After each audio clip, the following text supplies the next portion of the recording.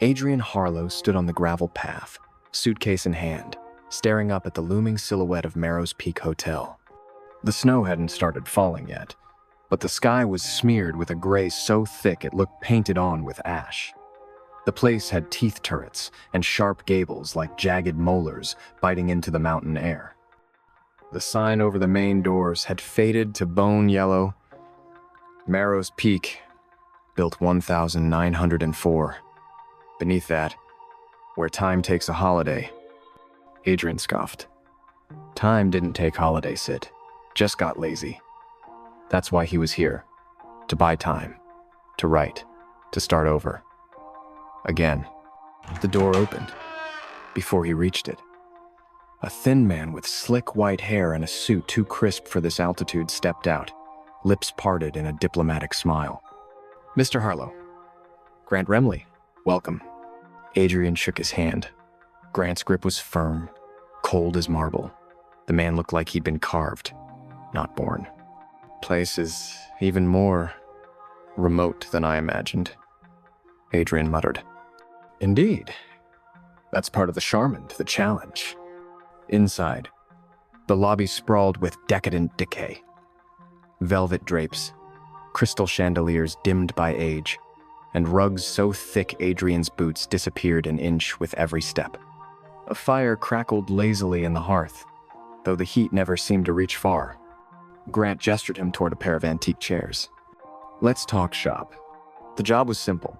Maintain the generator, keep the pipes from freezing, and don't die.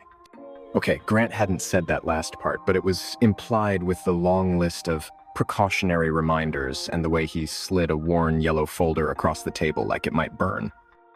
The hotel's been through 26 winters since our last dot incident, Grant said carefully.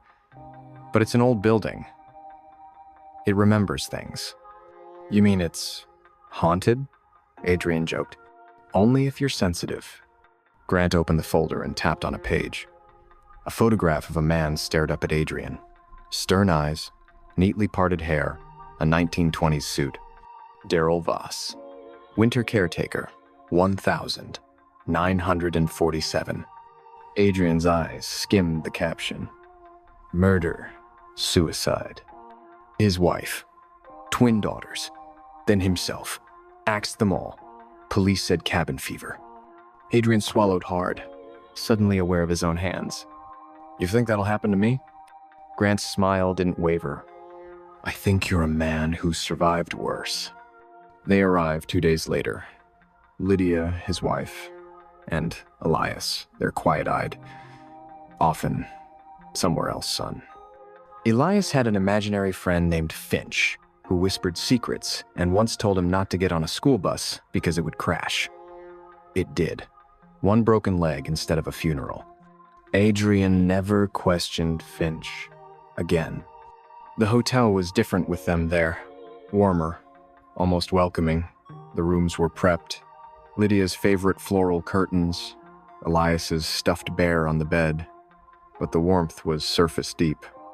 There was something in the walls that listened. Elias stood at the foot of the grand staircase, unmoving. His small voice broke the silence. Finch says it's hungry. The days passed slow and syrupy.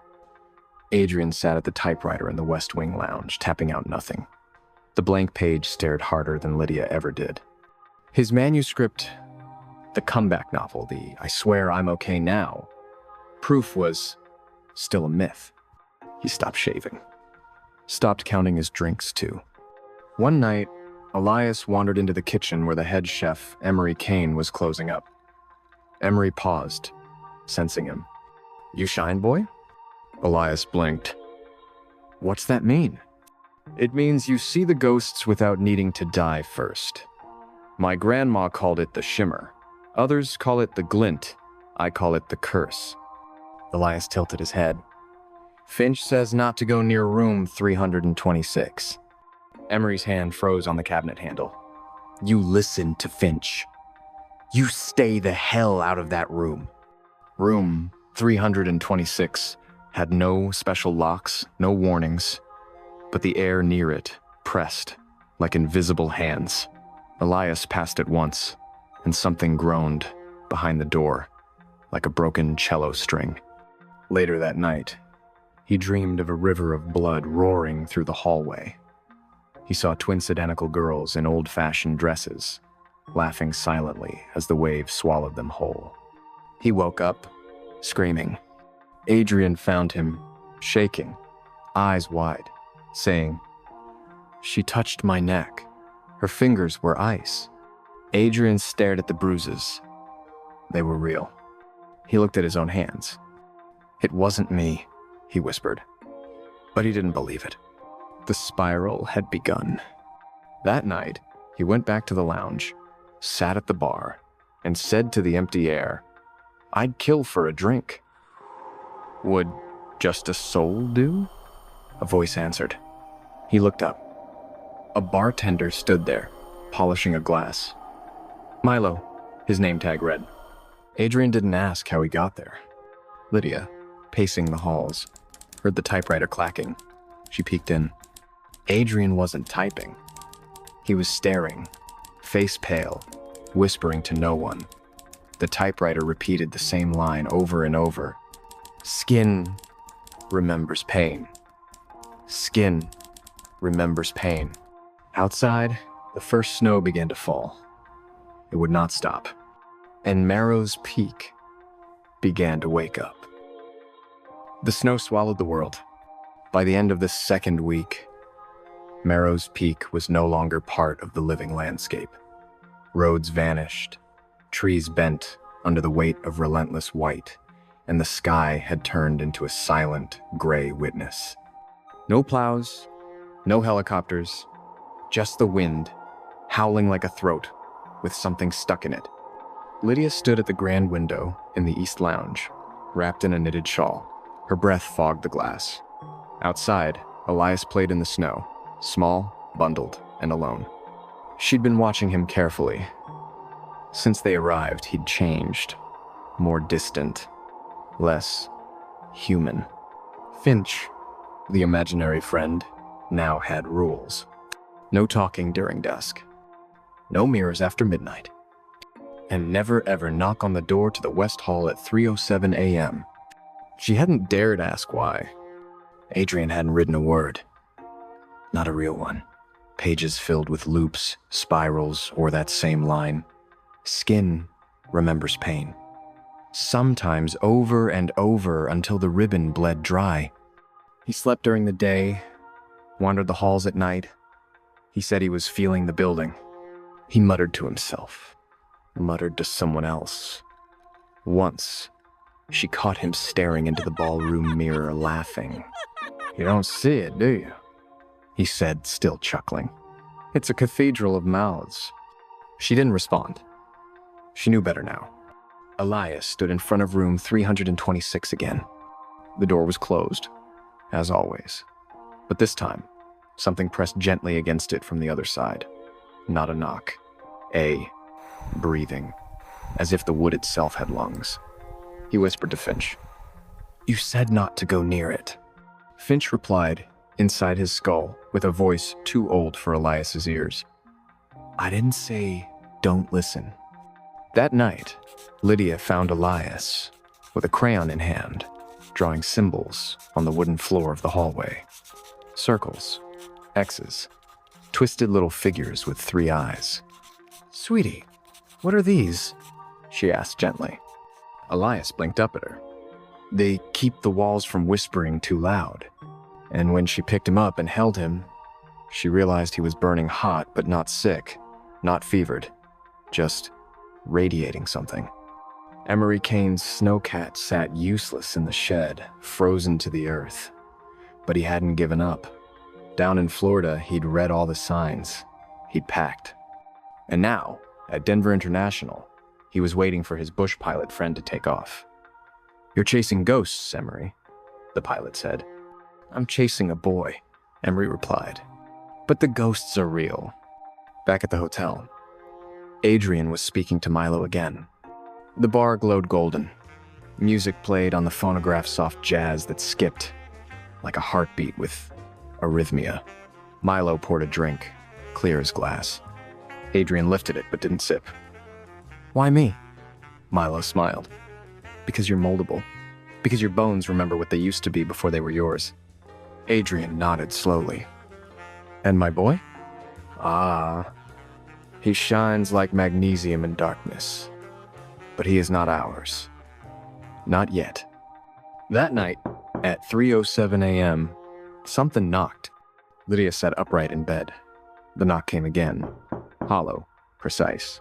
West Hall. Elias was already standing. Eyes open, lips moving, in silent speech. No, she whispered. No, no, no. But Elias was already walking. She followed him barefoot, cold, against the old hardwood. Room 326. The air was dense. Each breath tasted like old pennies and burnt cloth. The door was ajar. Elias stepped inside. Lydia screamed. Inside the room was endless. Walls dripped like melting wax. The bed moved as if breathing. The woman, from Adrian's vision nude, half decayed, hair stringy and alive, stood by the mirror. She looked at Lydia. You're late, the woman said. He's been waiting. Lydia grabbed Elias and ran. The next morning, Adrian watched them from the second floor, sipping tea he hadn't made. Milo stood beside him. She took him into the woods, Milo said. Adrian squinted. Why? To ask the trees what they remember.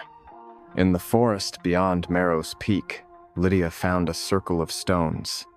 Elias said it was older than the hotel. Finch says they built the peak to bury the circle, but it didn't die. Lydia looked at her son. His eyes were no longer green.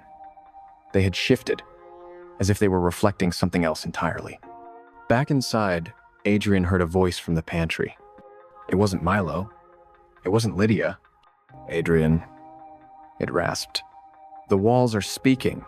You must answer. He leaned in, and the wood pulsed like flesh.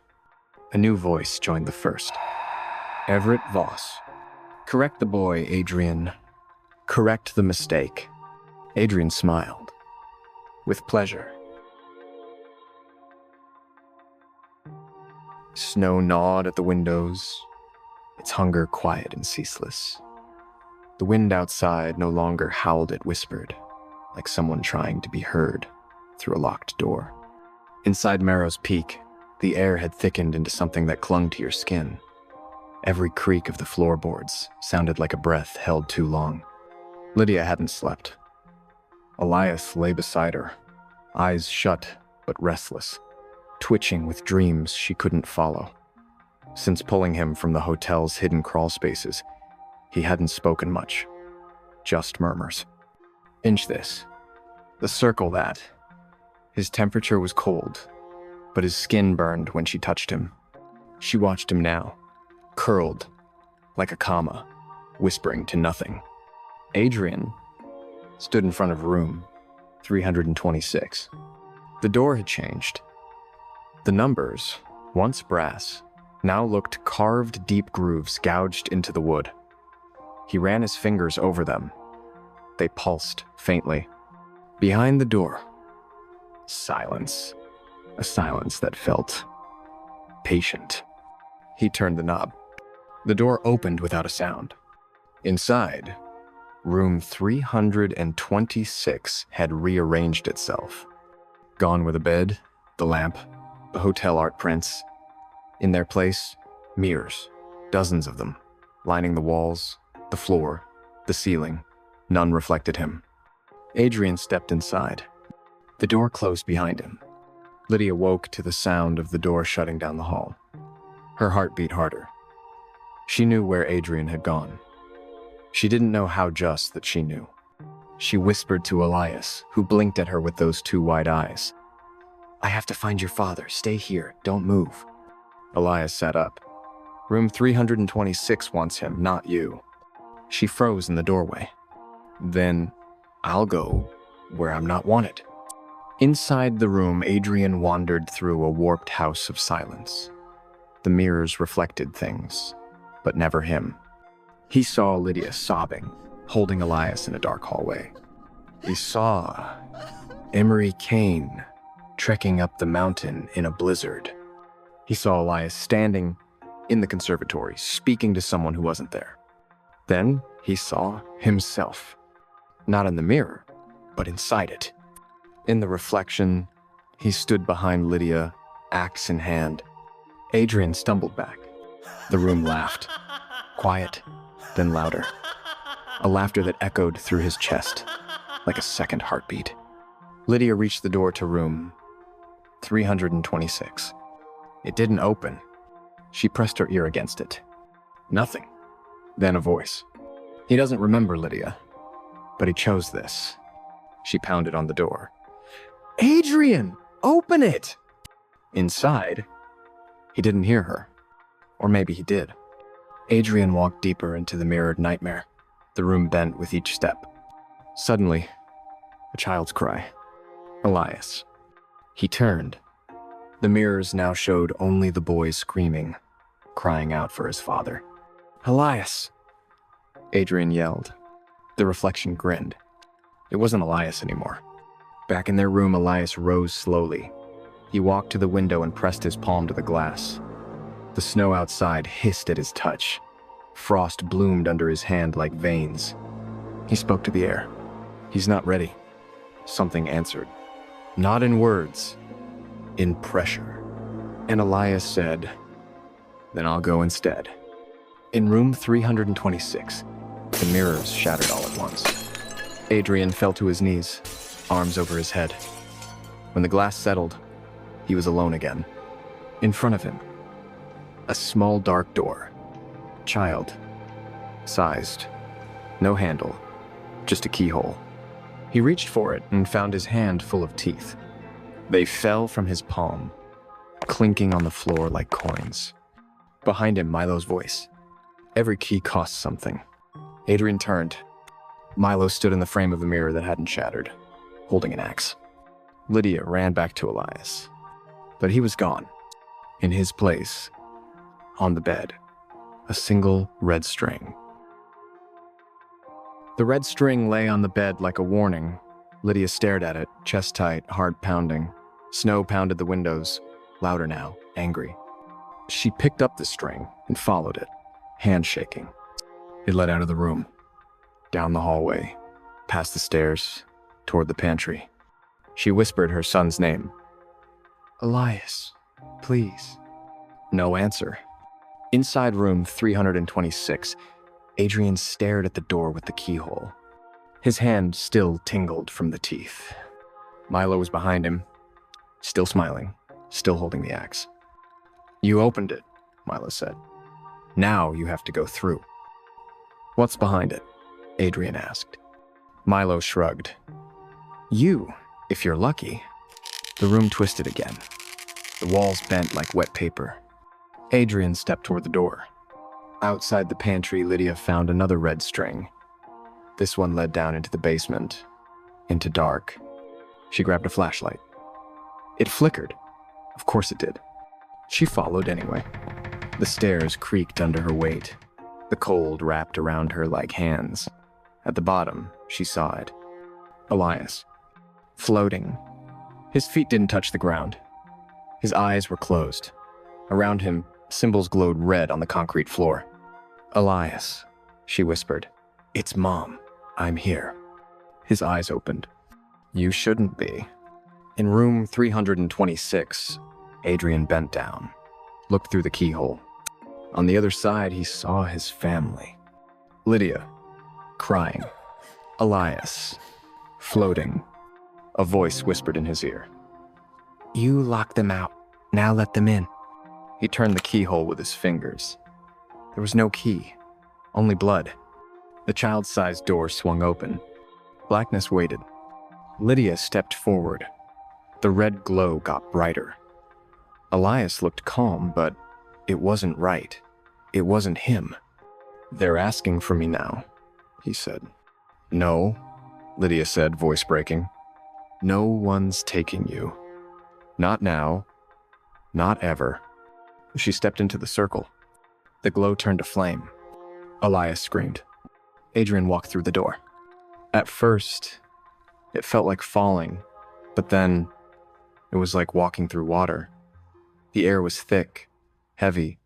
He heard whispers, saw shadows. Adrian, Adrian, you brought us here. He ran. He didn't know where to, he just ran.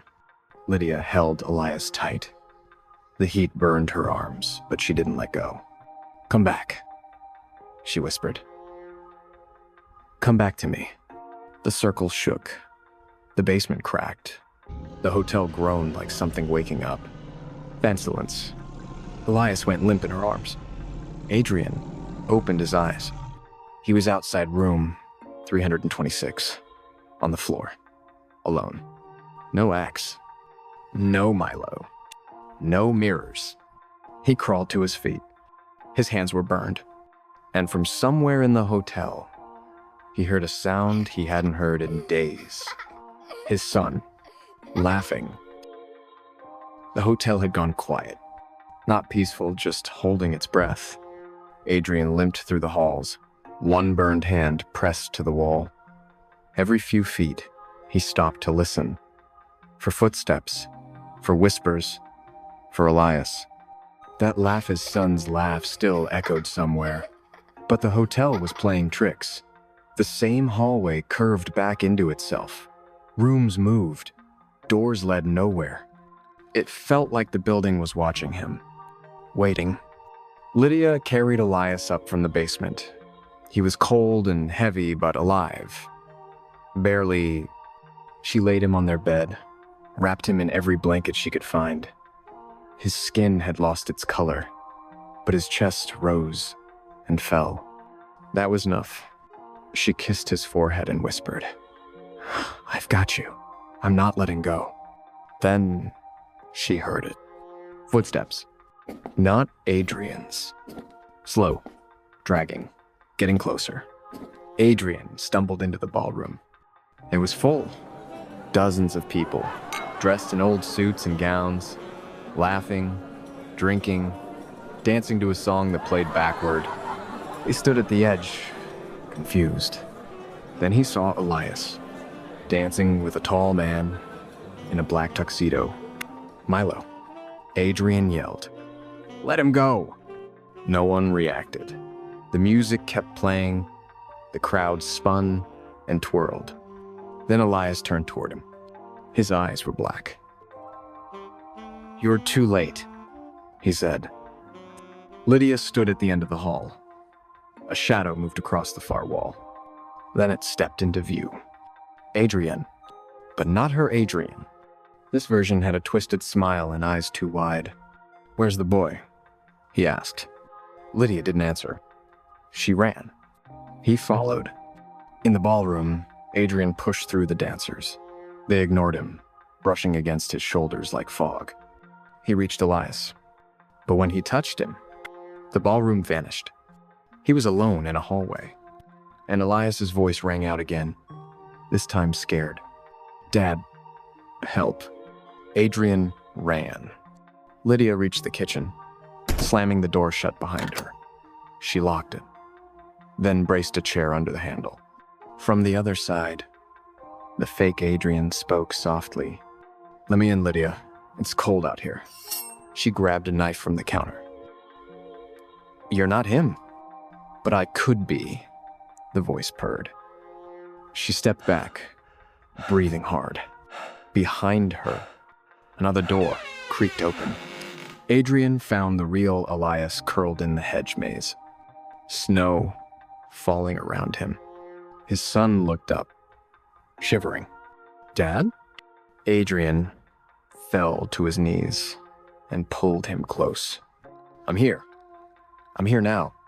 But then, the snow behind them shifted. Footsteps. Milo, carrying the axe.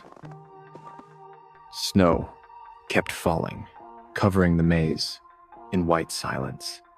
Adrian held Elias close, his heart pounding.